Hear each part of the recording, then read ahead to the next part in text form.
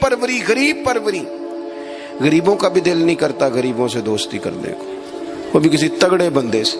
غریب 3-4 غریب مل کے ایک غریب کی مدد کرنی شروع کرے نا تھوڑی تھوڑی، تو ہمیں وزیروں، مشیروں، ایم پی، ایم این اے کی ضرورت ہی نہ رہے. امام حسین گزر رہے تھے.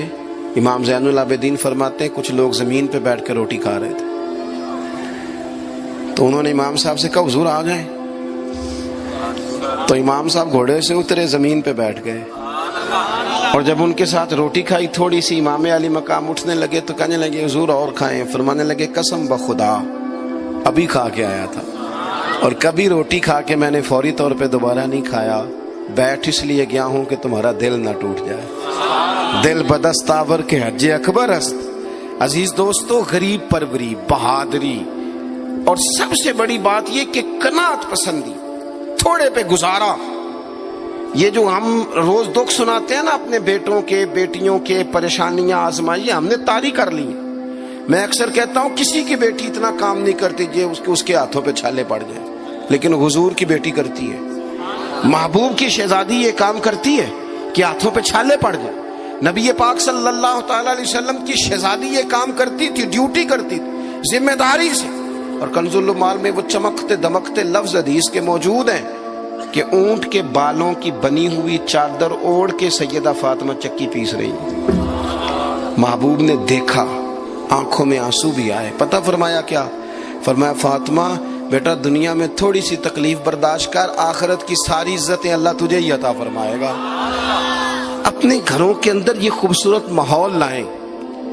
اور پھر سب سے بڑی بات یہ تھی کہ ان کا جو رشتہ تھا نا مصلی کے ساتھ. سبحان اللہ. یہ اذان کس کی ہے؟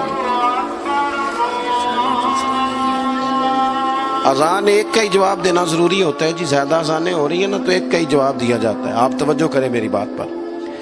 عزیز دوستو، نبی پاک صلی اللہ علیہ وسلم بہت بڑی تگڑی ہے. او جناب وہ آج کل جو ہمارے نقیبے محفل ہوتے ہیں نا وہ تو کوئی صلی اللہ تعالی علیہ وسلم. ہمارے جو محفل کے اسٹیج سیکٹری ہوتے ہیں وہ تو کوئی 3-4 منٹ لگاتے ہیں جنت میں بھیجنے میں، پر نعت خواں تو 1.5 منٹ ہی لگاتا ہے. اندر تسی جلسہ کراؤ تو جنت واڈی.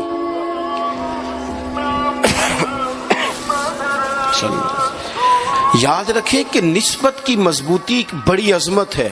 اللہ والوں کی نسبت بڑی چیز ہے، اور خدا دے یہ دولت تو یہ بڑی چیز ہے، یہ بڑی چیز ہے.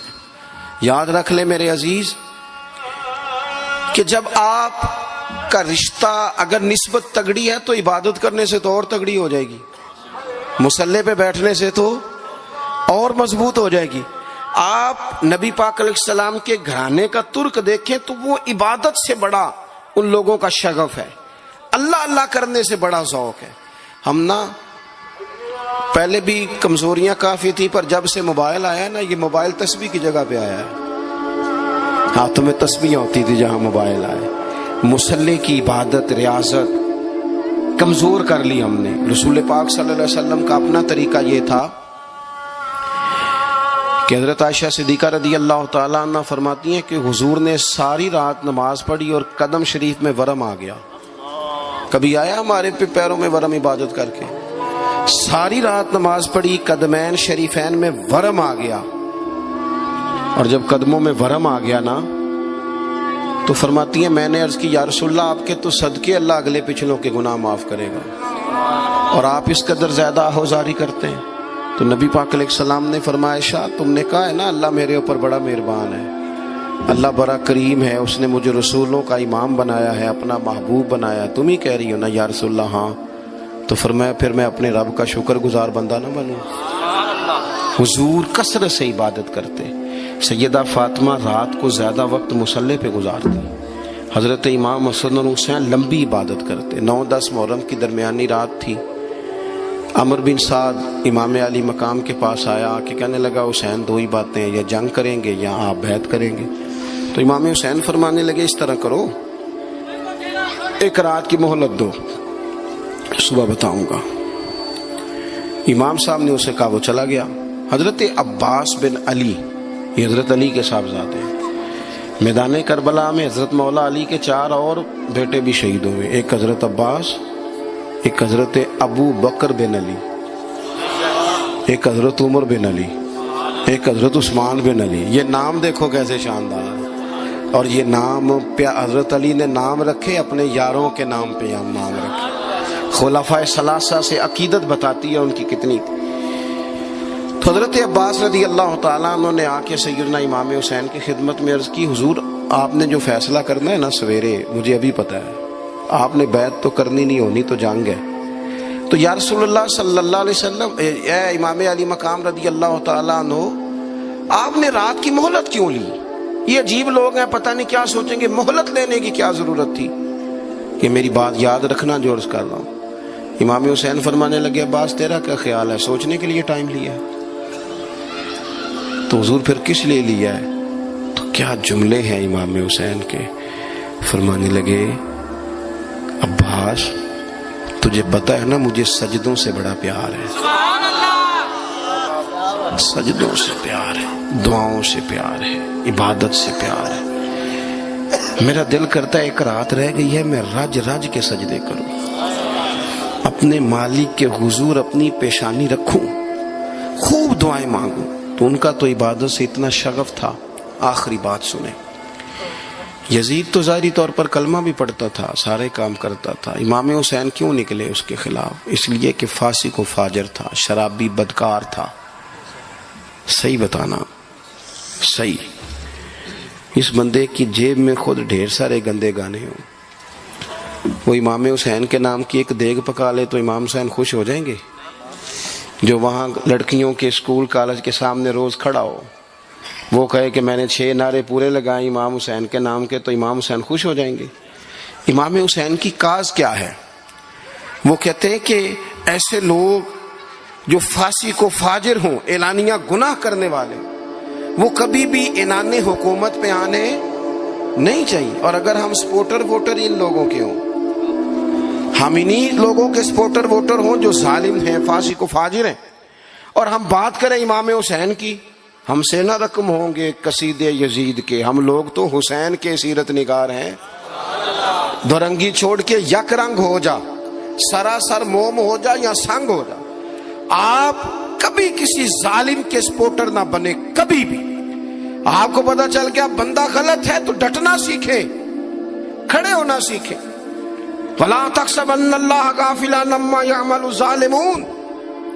اللہ ظالموں کے کاموں سے بے خبر نہیں ہے. کبھی کسی ظالم کی سپورٹ نہ کرے، کبھی بھی. میرے نبی پاک علیہ السلام نے فرمایا، جس نے زمین کی ایک بالشت پر ظلم کیا نا، اللہ 7 زمینوں کا طوق بنا کے قیامت کے دن اس کے گلے میں ڈال دے گا. کبھی کسی ظالم کے ساتھ کھڑے نہ ہونا، کبھی بھی، ایک منٹ کے لیے. وہ ایک دفعہ ایران کا ایک بادشاہ تھا، تو اس نے سوچا کہ میں اپنے بیٹے کو نا گھوڑ سواری سکھا لی ہے، تیر اندازی سکھائی ہے، تو میں نا اسے دین بھی پڑھاؤں. اس نے ایک بزرگ عالم کا انتخاب کیا کہ میرے بیٹے کو آپ نا کتاب و سنت پڑھائیں. تو بچہ ایک زمانہ استاد کے پاس کئی سال جاتا رہا. جب اس کی تعلیم مکمل ہو گئی نا، تو ایک دن فارغ ہو گیا، جس طرح ہمارے ہاں چلیں آمین ہوتی ہے یا دستار ہوتی ہے، بچے کی تکمیل ہو گئی. ایک دن ویسے ہی استاد صاحب نے گھر بلایا، کہا پتر میرے پاس آؤ. بچہ چلا گیا تو استاد صاحب نے اندر سے کنڈی لگا لی اور بچے کو کافی سارے تھپڑ مارے، کھینچا، زد و کوب کیا، مارا. بچے نے گھر آ کے والد کو شکایت لگائی تو والد کہنے لگے، پتر تیرے استاد عالم فاضل بندے، ایسے بلا وجہ مارا، میری سمجھ میں نہیں آتا. ماں کو کہا تو اماں کہنے لگی، پتر تیرا باپ کہتا تو ٹھیک ہے، چلو حالات بدل گئے، زمانہ بیت گیا، وہ بادشاہ فوت ہو گیا، یہ بیٹا تخت پہ بیٹھا. اب وہ درد نہیں جاتا تھا اندر سے کہ استاد نے زیادتی کی میرے ساتھ. اس نے پہلا حکم یہ جاری کیا کہ میرے استاد کو بلاؤ.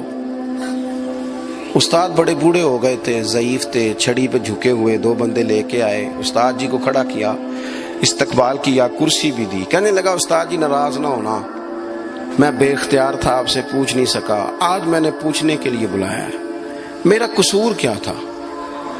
استاد صاحب نے یوں آنکھیں کھولی، کہنے لگے، پتر یہ جو آج دن آیا نا، اسی دن کے لیے مارا تھا.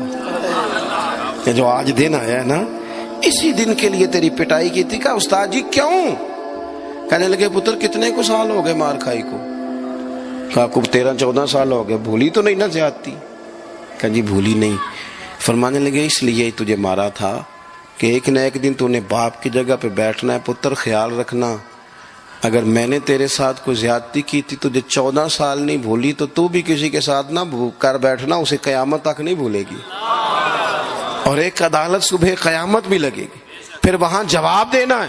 ثم لتسألن یومئذ عن النعیم، جو تمہیں اقتدار کی نعمت ملی ہے اس کا خیال رکھنا، اللہ تعالیٰ حساب لے گا۔ میرے دوستوں کبھی بھی ظالم، وہ امام مالک مسئلہ بیان کر رہے تھے، فرمایا ظالموں کا مددگار بھی